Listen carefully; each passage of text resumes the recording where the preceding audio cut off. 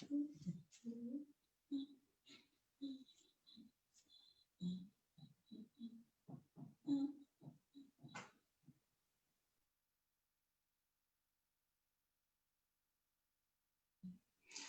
m'excuse, chers frères et sœurs, bonjour, bon sabbat et bon matin dans le Seigneur. Amen. Que la paix de Dieu soit avec vous. Ce matin, je suis vraiment contente d'être là pour pouvoir parler de la part du Seigneur. Alors, nous savons que Dieu a été bon envers nous tout au cours de l'année 2020 et nous pouvons, à travers les difficultés, il était là et il nous a permis aussi de voir l'année 2021. Alors, j'aimerais qu'on prenne le temps de se saluer. J'aimerais que vous ouvrez, que tout le monde ouvre son micro pour qu'on puisse se saluer en tant que frères et sœurs. Nous allons prendre un temps de salutation. Alors, vous allez dire bon sabbat et que Dieu nous bénisse tous au cours de l'année 2021. Alors, tout le monde, ouvrez vos micros, allez-y. Bon sabbat à tous. Bon sabbat et bonne année 2021. Année à ceux qu'on a pas vu. Une année remplie de prospérité. Année de bénédiction, de paix, de prospérité, beaucoup de foi, et qu'il nous aide à marcher par l'esprit et non par la vue. Amen, amen. La paix, l'humilité. Surtout. Amen. Amen. Amen. Merci beaucoup. Vous pouvez fermer votre micro. Bon sabbat. Bon sabbat. Bon sabbat. D'accord, on peut fermer son micro maintenant. Merci beaucoup. Alors, pour que le message puisse bien se passer, je vais juste fermer ma caméra parce que de toute façon, ça ne bouge pas. Mais vous allez être en mesure de m'entendre. Alors, je crois que ce matin, Dieu a un message important pour chacun de nous. Alors, ce ne sera pas un sermon facile, mais je demande à Dieu de m'aider parce que je ne veux pas que c'est moi qui vous parle. Je veux donner la place au Saint-Esprit de pouvoir nous parler ce matin. Alors, je vais lire mon texte. Mon texte se trouve dans Zacharie, chapitre 4, verset 10, qui a été lu par Ancien Massenaire. Alors, la parole de l'Éternel nous dit, « Car ceux qui méprisaient le jour des fêtes, commencement, se réjouiront en voyant le niveau dans la main de Zorobabel. Ces sept yeux sont les yeux de l'Éternel qui parcourent toute la terre. » Alors, maintenant que le titre du partage, c'est « Les 7 yeux de l'Éternel ». Alors, courbons nos têtes pour une prière. Grand Dieu Tout-Puissant, Père éternel, tu es infiniment grand, adorable, merveilleux est ton nom. Fidèle est ton nom. Nous voulons te dire infiniment merci pour ce privilège que tu nous donnes en tant qu'une famille de nous réunir ensemble pour pouvoir te louer, pour pouvoir te psalmodier, pour pouvoir t'élever, pour pouvoir, Seigneur, te dire merci, merci, merci pour ce privilège d'être vivant. Merci pour ce privilège d'être en santé. Et merci de ce que tu nous permets de faire partie de ceux qui sont saints et intelligents pour t'accepter dans notre vie. Cependant, nous sommes indignes d'être dans ta présence. Nous avons péché devant toi par pensée, par parole, par action. Cependant, nous voulons te demander pardon. Pardonne-nous, Seigneur. Prends place dans notre cœur. Et merci pour ton pardon par Jésus qui est venu, qui est mort sur la croix pour nous. Ce matin, tu me donnes le privilège d'ouvrir, de parler de toi. Je veux te donner la place. Prends le contrôle de cet ordinateur, de ce Zoom, pour pouvoir parler à tes enfants. Et qu'à la fin, nous puissions être transformés et remplis de ta présence. Permets que tu puisses bénir toutes les personnes qui sont sur la ligne de Zoom, ceux qui sont sur Facebook, sur YouTube, qui sont en train de nous écouter. Et permets qu'eux aussi, ils puissent recevoir la bénédiction que tu as pour eux. Et merci Seigneur, nous t'aimons beaucoup. Au nom de Jésus, nous t'avons parlé, qui vit demeure au siècle des siècles. Amen. Amen. Les 7 yeux de l'Éternel parcourent parcourt toute la terre. Wow! C'est quelque chose d'extraordinaire. Nous savons que parfois on pense que Dieu, il dort, il sommeille, il n'est pas présent, mais nous savons que dans le psaume 121, il dit notre Dieu ne sommeille ni ne dort, celui qui nous garde. Alors, on raconte un anecdote ou une anecdote que l'oiseau petit fait son nid. Alors, dès 1835, dans le dictionnaire de l'Académie, on a le proverbe « Petit à petit, l'oiseau fait son nid ». Pour construire son nid, l'oiseau fait 100 voyages avec une paille, un crin, une plume dans son bec. Et l'on se dit, il n'y parviendra jamais. Pourtant, le nid est terminé au bon moment.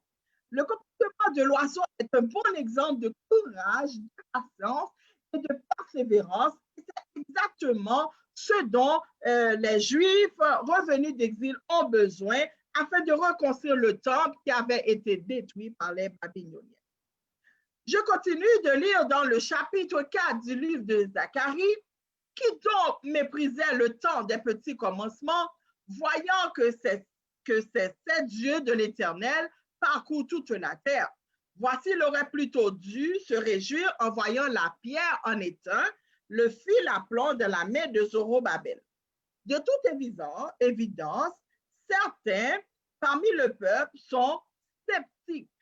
Ils sont sceptiques concernant la possibilité de mener à terme la reconstruction du temple. Ce qui risque de décourager les bâtisseurs, on voit AG2, 3. Mais l'achèvement des travaux fera taire les mauvaises pensées, même si cet immense projet commence en titubulant, il est le gage de sa réussite. La question qu'on peut se poser ce matin, qui donc méprisait le temps des petits commencements? Revient à demander comment peut-on, après ces promesses, les promesses de Dieu, avoir des doutes concernant le futur? Comment que moi, en tant que chrétienne, née dans le message, je peux avoir des doutes selon les promesses de Dieu? Comment que toi, qui as donné ta vie à Dieu, qui a goûté de son amour, maintenant à travers les difficultés, tu commences à avoir des doutes concernant ton futur, concernant les promesses de Dieu. Ce qui exprime ouvertement de l'incrédulité à l'égard du projet de reconstruction en cours sont des Israélites âgés qui pensent que quoi que l'on fasse, l'édifice final, si on aurait un, ne pourra jamais être comparable à la grandeur et à la majesté du temple de Salomon. Dans le livre qui porte son nom, le prêtre Esdras dit: beaucoup parmi les prêtres, les lévites et les chefs de groupes familiaux, parmi les plus âgés qui avaient encore vu l'ancien temple, pleuraient à haute voix pendant que l'on posait sous leurs yeux les fondations du nouveau temple. On le voit dans Esdras 3, versets 12 à 13. Et on sait que parfois, lorsqu'on essaie de venir avec un nouveau projet, il y en a qui ne croient pas. Mais quand ils commencent à voir, waouh, ils disent waouh. Puis ils commencent à dire, oui, vraiment, Dieu existe. Oui, vraiment, Dieu est bon. Oui, vraiment, il est grand. Regarde qu'est-ce qui est en train de se faire. Alors, et le prophète Agé raconte que certains disent, reste-t-il parmi vous quelqu'un qui a connu ce temple dans son ancienne gloire? Et à présent, comment le voyez-vous? N'est-il pas comme rien aujourd'hui à vos yeux? Oh, la critique est aisée, mais l'art est difficile. Il y a toujours des moqueurs qui prennent plaisir à douter des projets qu'on a pour l'avancement de l'œuvre de Dieu, parce que cela ne vient pas d'eux. J'aimerais vous rappeler que si vous faites partie de ces gens-là, c'est le temps d'arrêter, car avec vous ou sans vous, l'œuvre de Dieu ira de l'avant. Alors maintenant, nous allons voir cette vision qu'on voit dans le livre de Zacharie au chapitre 4. Hein. Alors, nous venons de parcourir Dieu. Nous voyons que Dieu, il s'adresse à Josué, le souverain sacrificateur. On voit que le chapitre 4 s'occupe du roi dans la personne de Zorobabel, car les caractères glorieux de Christ dans sa gloire millénaire seront les sacrificateurs et la royauté. On va voir qu'est-ce que ça nous dit. Dès l'abord, le prophète, comme un homme réveillé de son sommeil, a une vision qu'il est capable de décrire. Ça vous arrive aussi d'avoir des visions ou des rêves que parfois vous êtes en train de dormir, vous vous réveillez sommeillé, mais vous vous rappelez quand même de ce que vous avez vu dans votre sommeil. Mais il s'est levé, Zacharie, mais il ne comprenait rien de ce qu'il avait vu. Et il s'est dit, je vois, dans son rêve, je vois, et voici un chandelier tout d'or et une coupe à son sommet. Et c'est cette lampe sur lui, cette lampe et cette conduit pour les lampes qui sont à son sommet. Et 2 oliviers auprès de lui. L'ange qui parlait avec lui, disant, que sont ces choses, mon Seigneur? Et l'ange qui parlait avec lui répondit et lui dit, ne sais-tu pas ce que sont ces choses? Et je dis non, mon Seigneur. C'est au chapitre 4, versets 2 à 5. Zacharie. Comme nous l'avons déjà fait remarquer, le livre de Zacharie est rempli de questions. Le prophète ne peut rien comprendre sans que l'ange ne lui explique. Il est ainsi gardé dans l'humilité quand il est obligé de répondre non. Mon Seigneur, ne le sais-tu pas? De son compagnon, nous avons aussi besoin de nous sentir ignorants devant Dieu pour apprendre à connaître les vérités renfermées dans sa parole. Lorsqu'on étudie la parole de Dieu, chers frères et sœurs, nous devons enlever tout ce que nous connaissons avant, tout ce que nous savons et permettre à l'Esprit de nous enseigner la bonne manière, les bonnes choses que Dieu veut nous apprendre. Les Écritures offrent beaucoup de détails extérieurs que même les inconvertis peuvent apprendre, mais dont le sens profond échappera toujours à l'esprit de l'homme naturel. Pour saisir ce sens caché, il faut avoir l'Esprit de Dieu avec nous. Alors, mais de plus, il faut connaître Christ qui est la clé, qui est la clé même de la parole. Zacharie voit un chandelier d'or et une coupe à son sommet. Et le 25e chapitre de l'Exode nous parle de ce chandelier. Il était destiné à éclairer le lieu saint. Et comme chaque objet du tabernacle ou du temple, il représentait une des gloires de Christ. Si le chandelier représentait Christ dans ce chapitre, sa lumière était le témoignage de Christ. Mais le symbole du chandelier et de la lumière ne s'applique pas uniquement à sa personne dans l'Apocalypse. Les 7 lampes d'or sont les 7 églises. D'autre part, quand il est question de lumière, le Seigneur ne se borne pas à dire « Je suis la lumière du monde ». Jean 9,5. Il dit au ciel « Vous êtes la lumière du monde ». Matthieu 5,14. Le témoignage de Christ devant le monde, mais la lumière a besoin d'huile pour s'alimenter. Le témoignage a besoin d'huile pour être rendu. Du Saint-Esprit dont l'huile est l'image constante dans sa parole. Vous êtes la lumière du monde. Une ville située au sommet d'une colline n'échappe pas au regard. Il en est de même d'une lampe. Si on l'allume, ce n'est pas pour la mettre sous une mesure à grain. Au contraire, on la fixe sur un pied de lampe pour qu'elle éclaire tous ceux qui sont dans la maison. C'est ainsi que votre lumière doit briller, chers frères et sœurs, devant tous les hommes, pour qu'ils voient le bien que vous faites et qu'ils en attribuent la gloire à votre Père céleste. On peut continuer à lire dans Matthieu 5, 14 à 7, vous pouvez avoir toutes ces réponses. Cependant aussi, nous devons comprendre que puisque nous sommes des lumières, et les enfants aiment beaucoup chanter ce petit chant qui dit « Cette petite lumière, je la laisserai briller. Cette petite lumière, je la laisserai briller. Cette petite lumière, je la laisserai briller. Brillera, brillera, brillera. » Les enfants le chantent, mais ce chant s'adapte à nous aussi, qui sommes des enfants de Dieu, les adultes. Nous sommes la lumière du monde et cette lumière doit briller partout où nous passons. Alors, on voit le chandelier d'or dans le temple est donc, en résumé, Christ, d'une part, est seul capable de donner la pleine lumière. d'autre part répond sa clarté par des témoins qu'il a choisis dans ce but. Zacharie ne nous montre pas le chandelier dans le temple, car les fondements de ce dernier étaient à peine posés. Ici, le chandelier ne répand pas sa lumière dans un espace limité, mais au dehors. Il a une coupe à son sommet pour alimenter les lampes et afin que cette coupe ne soit jamais vide. Deux oliviers, il faut couler l'huile d'or par des conduits.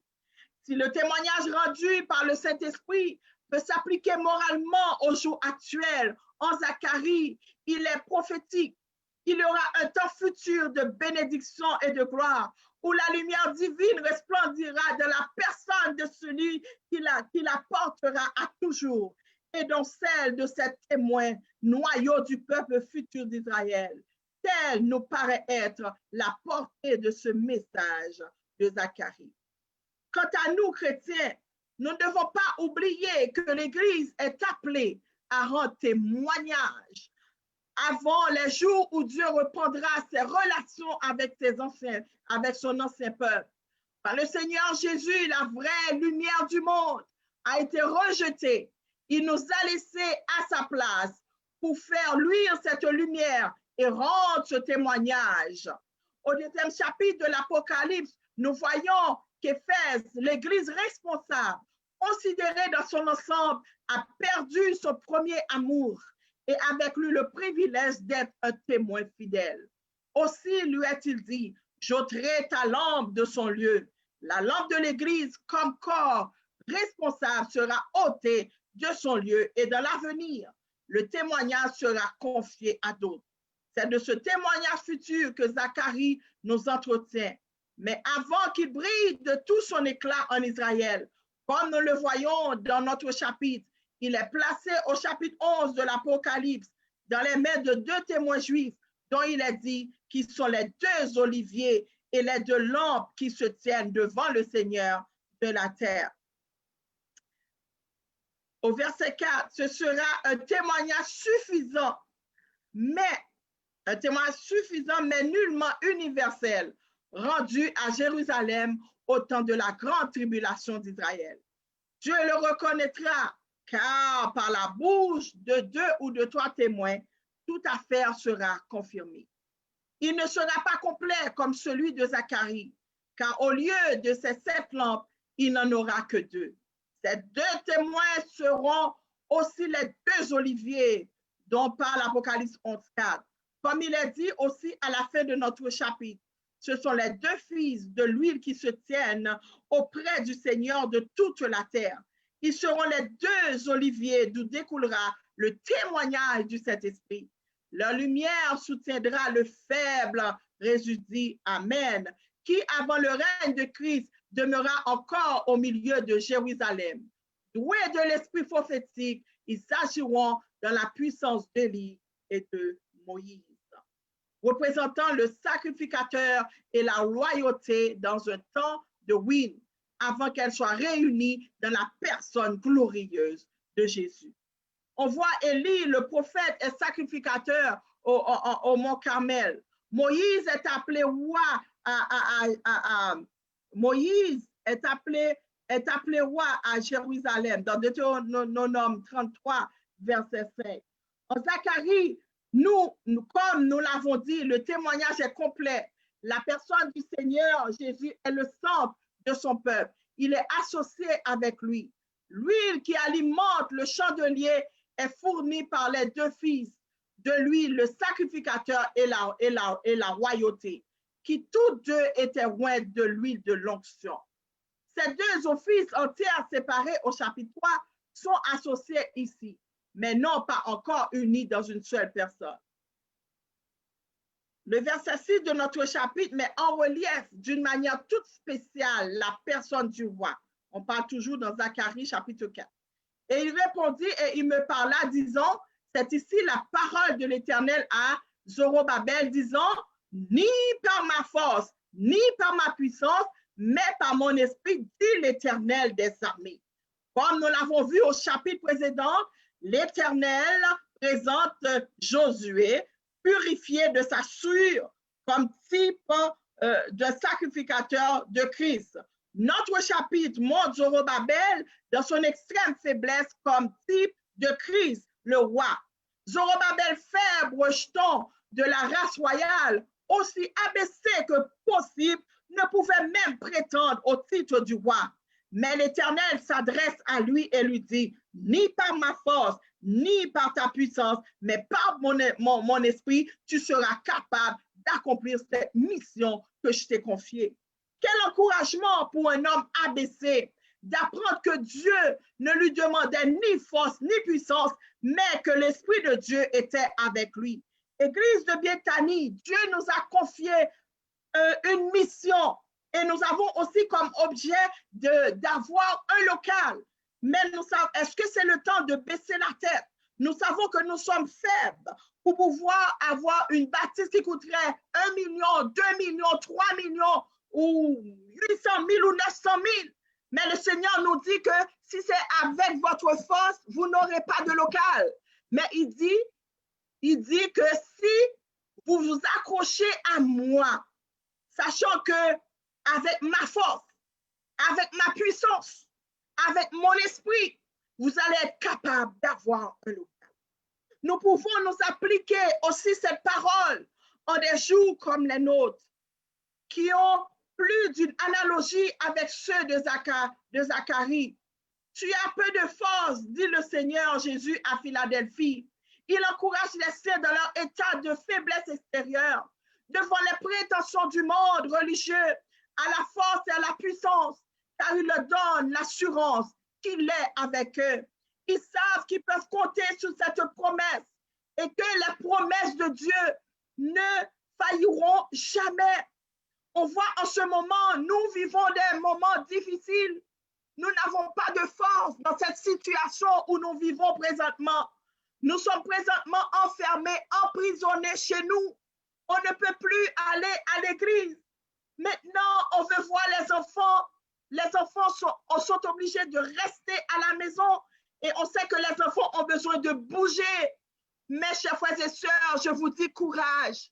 Même si vous n'avez pas la force de passer à travers, mais Dieu vous dit qu'il est avec vous, qu'il est votre force, qu'il est votre puissance, qu'il vous donne son Saint-Esprit.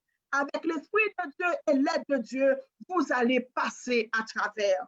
Quelles que soient les infirmités, quelles que soient les difficultés que vous rencontrez, ne comptez pas sur votre force parce que vous êtes déjà perdant, mais comptez sur la force puissante de Dieu, car il agira en votre faveur, il agira en notre faveur. Oh, on va se poser cette question. Qui es-tu, grande montagne, devant Zorobabel? Tu deviendras une plaine. C'est sans doute à ce passage que Jésus fait allusion quand il dit à ses disciples, si vous avez de la foi comme un grain de sévéné, comme un grain de moutarde, vous direz à cette montagne, transporte-toi d'ici là, et elle se transporterait. Et rien ne vous serait impossible. Matthieu 17, verset 20. Chers frères et sœurs, je vous dis en ce moment, dans cette montagne qui est devant vous, et la parole vous dit, si vous avez de la foi, un petit grain de foi, un petit grain, et vous savez, le grain de sévéné est très petit.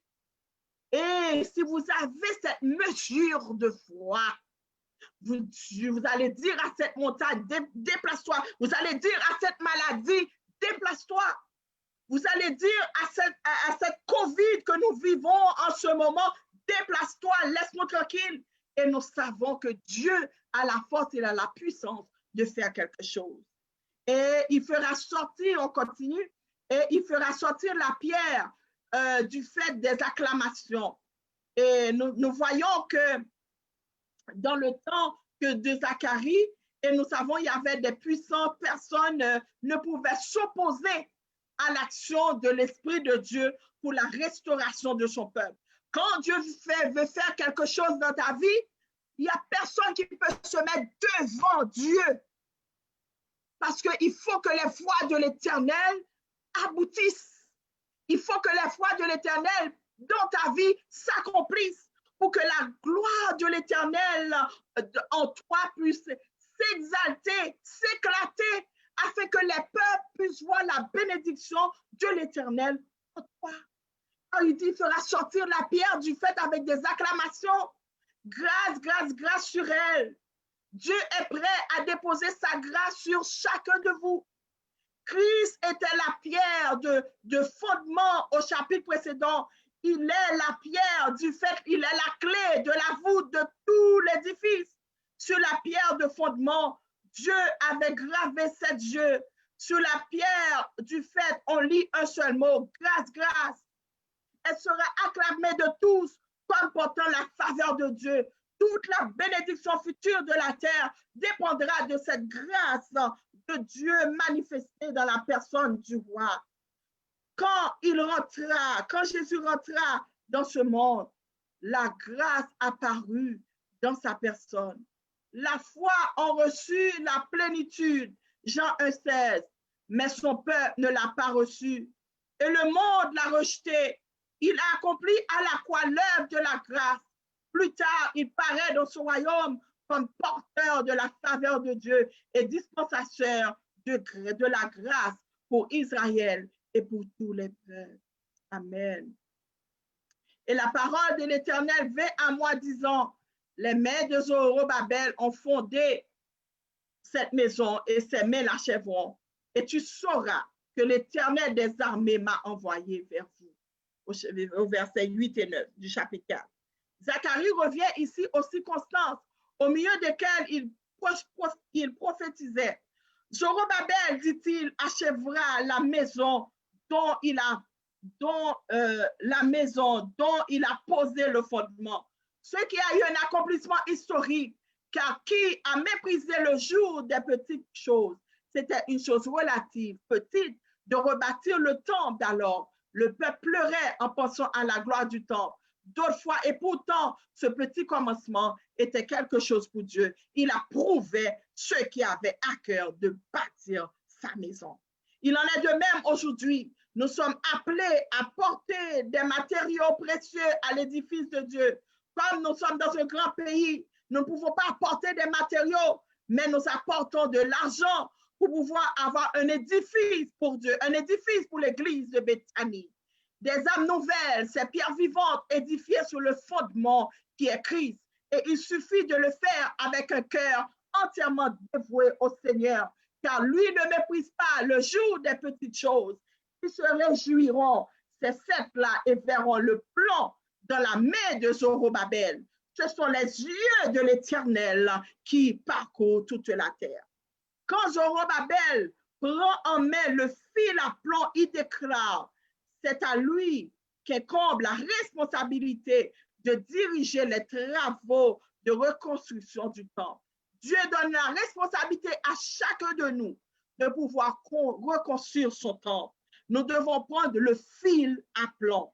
Tout le peuple aurait alors dû se réjouir et placer sa confiance en Dieu, parce que les Israélites savent que cette œuvre va se poursuivre sous l'œil attentif de l'Éternel, dont les 7 yeux de l'Éternel parcourent toute la terre. Ces yeux déjà mentionnés dans le chapitre précédent, on le voit dans Zacharie 3, verset 9, je vous donne la signification. La signification de ces 7 yeux signifie que Dieu, en tant que souverain absolu de cet univers, d'une part, surveille tout.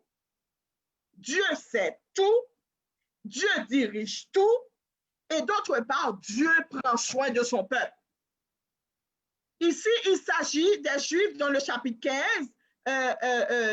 si on lit dans Proverbes 15, on lit, l'Éternel voit ce qui se passe en tout lieu. Il observe tous les hommes méchants et bons. Proverbes chapitre 15, verset 3. Alors, quelle est la signification des 7 yeux, que l'Éternel, les yeux de l'Éternel parcourent toute la terre? Cela signifie que Dieu, il est souverain absolu de l'univers. Il est le maître de l'univers. Dieu surveille tout, Dieu sait tout, il dirige tout et il prend soin de son peuple. Les amis, quelle belle assurance. Hein? On voit que Dieu, il a le contrôle. Que tu sois bon, que tu sois méchant, il a le contrôle. Et on voit dans 2 Chroniques 16, on voit l'Éternel parcourt toute la terre pour soutenir ceux dont le cœur est tourné vers lui sans partage. Ça veut dire que si nous servons Dieu, dans Matthieu, je pense 6, verset 24, nous ne pouvons pas servir deux maîtres à la fois. Hein? On ne peut pas servir maman et Dieu. C'est soit tu haïs un ou bien tu sers un. Alors, Dieu veut que nous soyons fidèles envers lui. Notre Dieu est jaloux. Je ne peux pas dire je sers Dieu, mais je sers d'autres dieux. Je ne peux pas servir Satan en même temps.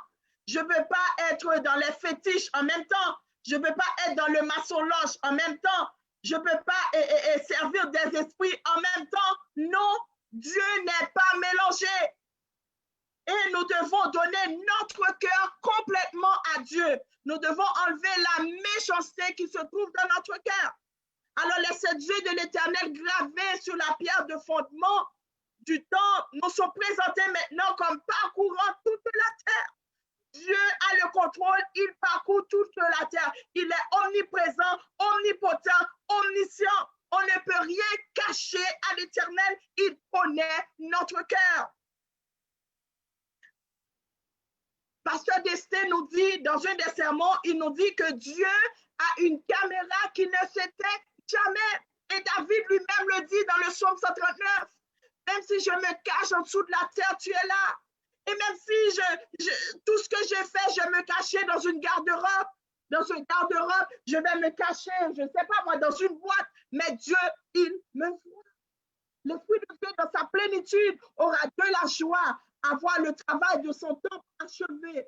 Le plan entre les mains de Zorobabel pour assurer en y participant la pierre du fait, la solidité de tout l'édifice. Peu importe au début sa faible apparence, le travail avait été fait pour le Seigneur.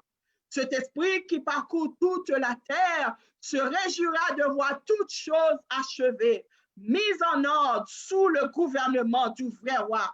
Alors le temple de l'Éternel, le lieu de rassemblement de tous ces peuples, sera le centre visible du règne glorieux de Christ. Alors, si on peut donner encore une autre explication plus claire, nous allons voir avec le prophète Amos, ce qu'il a dit. C'est Amos chapitre 7, versets 7 et 8. Le Seigneur me fit voir ceci. Il était lui-même debout près d'une muraille verticale et tenait à la main un fil à plomb. Il me posa cette question. Que vois-tu, Amos? Un fil à plomb, répondis-je. Le Seigneur reprit. Eh bien, je vérifie. Si Israël, mon peuple, est d'aplomb, car je ne l'épargne plus. Amos, on voit, c'était un message, un prophète fidèle qui déclarait les paroles de Dieu à son peuple. Le message que Dieu donnait annonçait la venue d'un jugement sur Israël, à moins que le peuple ne se réponde et ne change. Mais alors qu'il délivrait ce message, Amos fut rempli de compassion. Il plaida auprès de Dieu afin qu'il épargne le peuple. Le résultat, l'Éternel se repentit de cela. Plus tard, lorsque l'Éternel envoya un feu qui dévorait le champ, Amos cria encore à Dieu. Et une fois encore, l'Éternel se repentit de cela. S'il démontrait qu'il était un Dieu de miséricorde, il devait également faire comprendre à Israël qu'il y a des choses qui ne sont pas négociables. Dieu a des standards éternels qui ont toujours été vrais. Il démontre ce principe par l'intermédiaire d'un fil à plomb. Le fil à plomb, c'est quoi? Le fil à plomb, c'est une ficelle au bout de laquelle un poids était attaché et qui permettait la construction de murs parfaitement verticaux,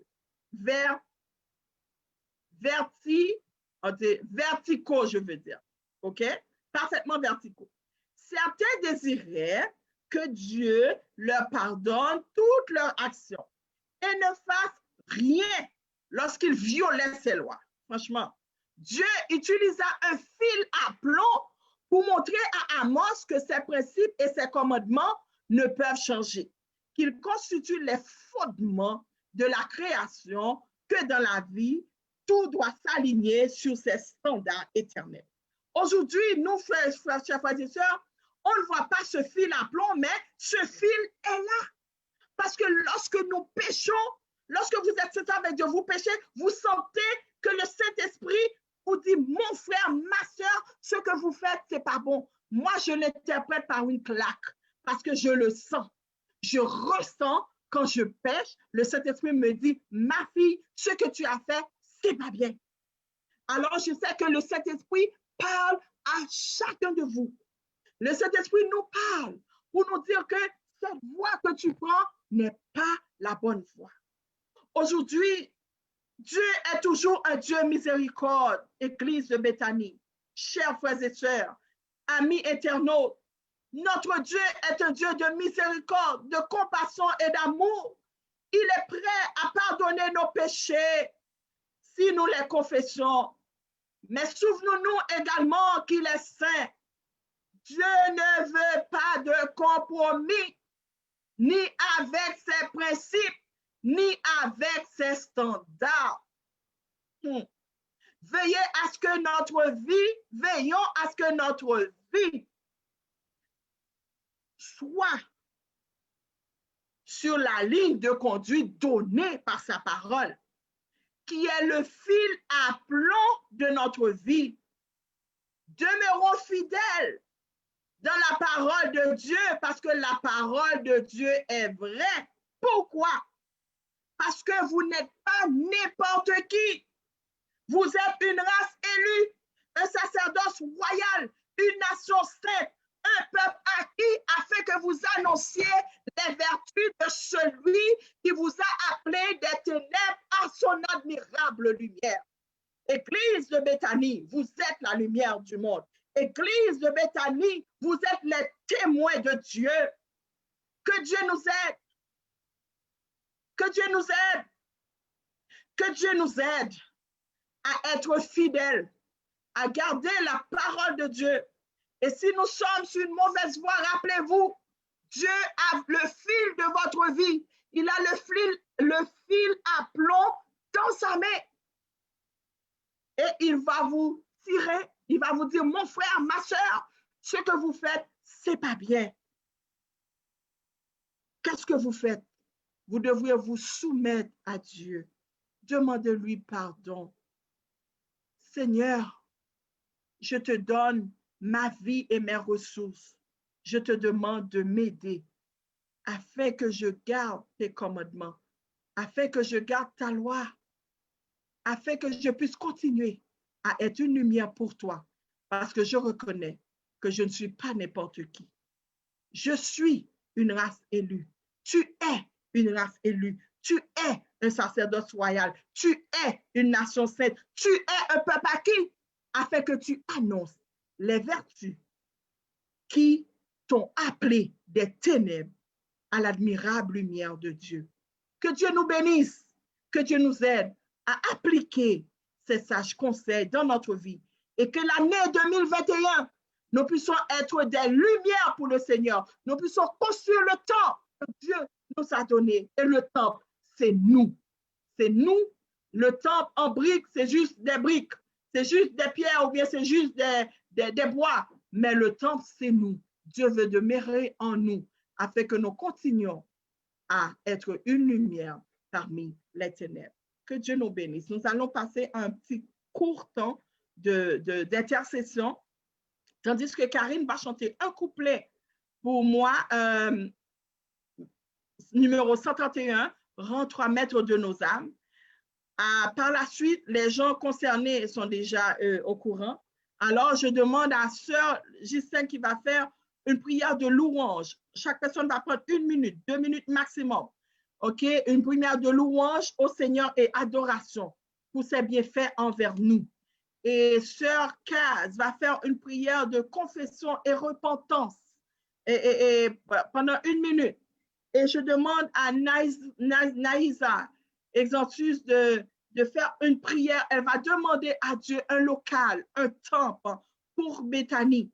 Et je demanderai à Pasteur Exantus de prier pour les leaders de ce monde et pour les projets de l'Église que nous avons Et je demande à Ancien Lubin de faire une prière. Il va intercéder pour les familles et les malades. Et moi, je ferai la prière pour demander le Saint-Esprit pour l'Église de Béthanie et pour nos amis visiteurs. Allez-y, Sœur Karine. Entre maître de nos âmes, Esprit Saint, Esprit d'amour, viens de tes divines flammes, nous embrase et en ce jour. Oh, viens, Esprit de Dieu, fais-nous sentir ta présence, revêt-nous de ta puissance et baptise-nous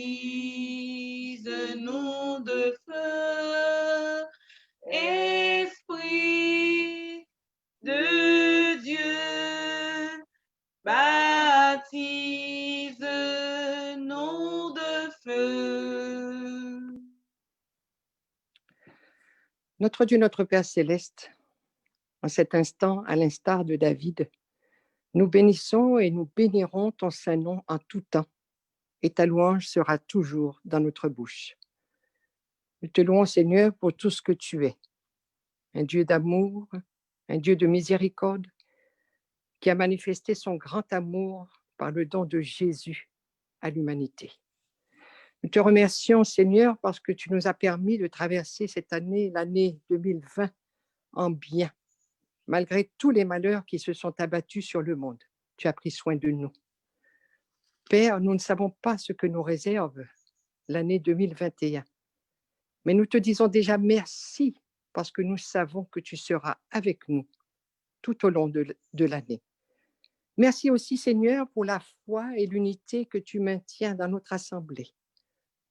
Qu'elle puisse croître et se développer grâce à ton Saint-Esprit en chacun de nous. Que nous ne soyons plus des êtres chétifs et faibles, comme au temps des petits commencements de notre nouvelle vie avec Jésus, comme tu nous en as parlé ce matin par la bouche de ta servante, mais que nous grandissions chaque jour afin d'être une Église militante, une Église victorieuse, une Église qui franchira les parvis célestes au retour de notre Sauveur Jésus-Christ. Et cela, non pas par nos propres mérites, mais grâce à ta puissance, grâce à ta force et grâce à ton Saint-Esprit. Merci, bon Père, pour tout ce que tu es dans notre vie. Que ton Saint-Nom soit élevé, magnifié, béni pour tout ce que tu fais dans notre vie. C'est au nom de Jésus-Christ, notre Sauveur, notre Seigneur, que nous t'avons demandé et que nous te remercions et que nous te louons pour ton amour envers nous. Amen. Amen. Amen.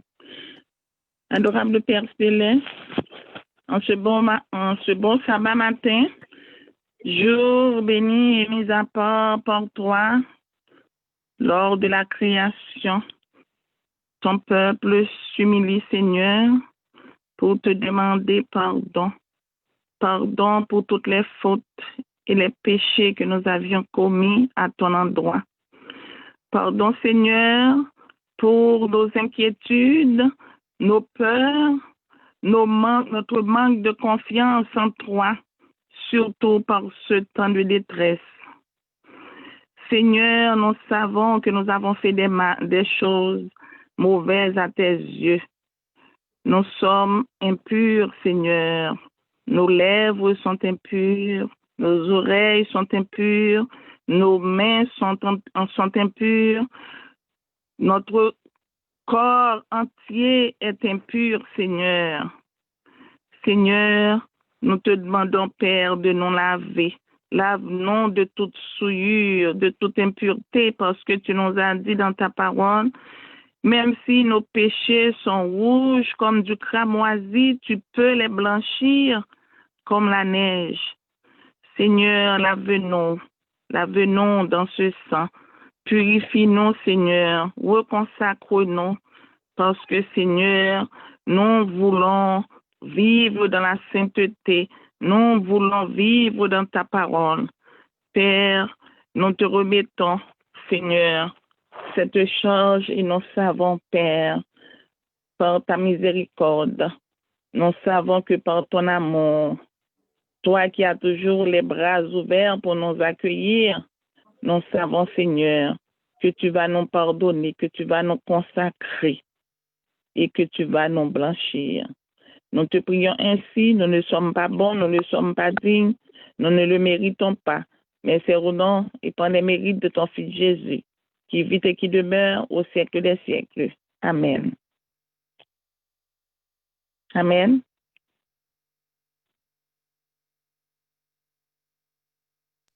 Amen. Nazra, allez-y.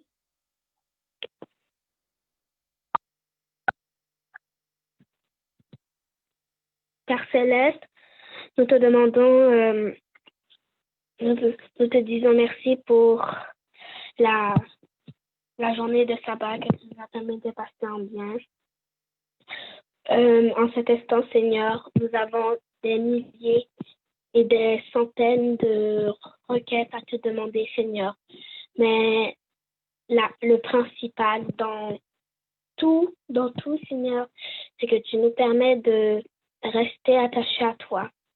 Et nous te demandons Bethany a besoin de trouver un local, Seigneur, que les membres pourraient adorer en esprit et en vérité, pour que après on soit non seulement bénis par toi et que nous retrouvons nos frères et sœurs, Seigneur. Bénis les personnes qui ont prié pour toi, Seigneur, qui ont prié pour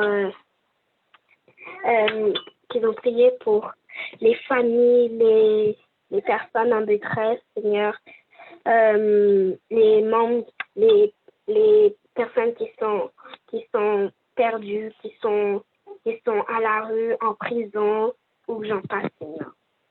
Mais le seul mot que nous devons te dire, c'est guéris-les, Seigneur, bénis-les et leur accorder une grâce qui est éternelle, Seigneur. Nous te disons merci. Nous te prions ici au nom de Jésus. Amen. Notre Père, notre Dieu, toi qui dis et la chose arrive, toi qui ordonnes et elle existe. Au nom de Jésus de Nazareth, en ce moment, nous sommes à tes pieds pour te prier, pour chercher ta face. Nous avons grandement besoin de toi, car tu es le seul et unique Père que nous avons. Alors qu'en ce moment, le monde est en train de connaître des moments difficiles. Les gens ne savent quoi faire. Ils sont tous inquiétés. Et c'est le moment, Seigneur Dieu, où nous avons besoin d'un Ésaïe. Un Ésaïe où nous avons besoin d'un leader. Pour que tes enfants à travers la terre habitée puissent consoler face avec cette situation. Mais tu nous les as déjà donnés. Il y a tant de leaders à travers le monde, les présidents, les ministres, et j'en passe, les pasteurs, les dirigeants. Ils sont tous là devant toi, Seigneur. En ce moment, nous voulons te prier pour eux. Nous te demandons au Père d'aller vers eux et d'accorder une conscience à chacun de ces leaders afin qu'ils puissent prendre conscience et qu'ils puissent reconnaître s'il y a un Dieu qui peut délivrer ces droits. Seigneur, en ce moment, nous voulons te demander de les qualifier. De la même manière, tu as qualifié Ésaïe pour servir ton peuple. Nous te demandons au nom de Jésus de Nazareth de bien vouloir qualifier tes leaders à travers le monde entier d'une manière spéciale dans notre communauté adventiste. Nous te demandons de les qualifier. Fais ça pour nous, Seigneur. Merci pour tout ce que tu as fait. Merci pour tout ce que tu comptes à réaliser dans notre vie. Au nom de Jésus, nous te prions, lui qui vit au siècle des siècles. Amen. Seigneur des seigneurs, toi qui es assis sur les chérubins et dans la louange. Seigneur, merci de ce que nous pouvons placer notre confiance en toi.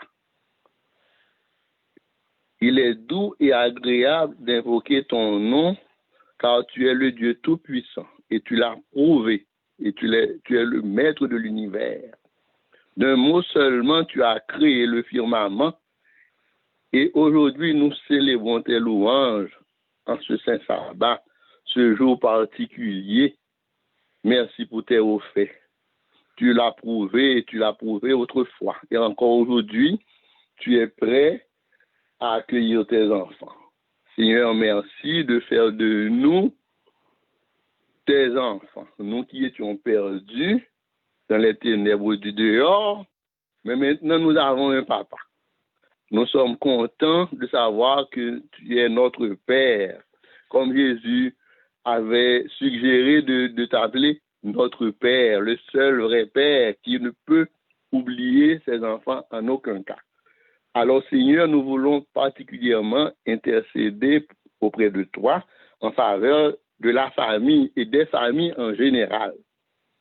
Seigneur, nous savons que c'est toi qui as tissé les nœuds pour former ces familles-là.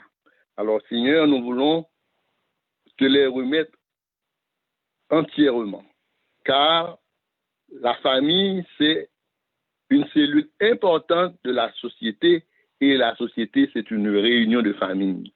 Alors Seigneur, également, nous voulons te présenter la famille de Bethesda. Ces différentes familles qui forment ton Église, nous te les remettons en cette année. Nous voulons être comme Isaïe qui avait dit « Me voici avec les enfants que tu nous as donnés ». Seigneur, merci de faire de nous tes enfants et merci aussi du privilège que nous avons de partager ta parole avec d'autres. Ainsi, d'autres gens vont pouvoir se greffer à nous pour acclamer ton règne sous peu. Merci pour le message qui a été prêché avec vigueur, avec force. Merci de nous rappeler ta main puissante. La main qui avait dit à Zorobabel, ce n'est ni par la puissance, ni par la force, mais par ton esprit. Alors, Seigneur, merci de nous encourager par ces paroles. Nous bénissons ton Saint-Nom. Accorde-nous ta paix, ta grâce, ton amour. Nous te présentons cette requête dans le beau nom de Jésus. À lui seul soit la gloire, la magnificence, dès à présent et dans tous les siècles des siècles. Amen. Amen. Merci Seigneur pour ton Saint-Esprit qui a plané sur nous en ce moment. Et merci d'être que nous serons obéissants à t'écouter afin que tu puisses nous transformer, afin que nous puissions continuer à être une lumière pour toi qui brille, qui brillera jusqu'à ce que tu reviennes. Que le Dieu de paix qui nous a unis en ce moment pour pouvoir l'adorer en esprit et en vérité, continue de nous accorder sa paix, sa grâce, sa bonté, sa miséricorde, son pardon et son amour. Au nom de Jésus, nous t'avons prié, qui vit, qui demeure au siècle des siècles. Amen.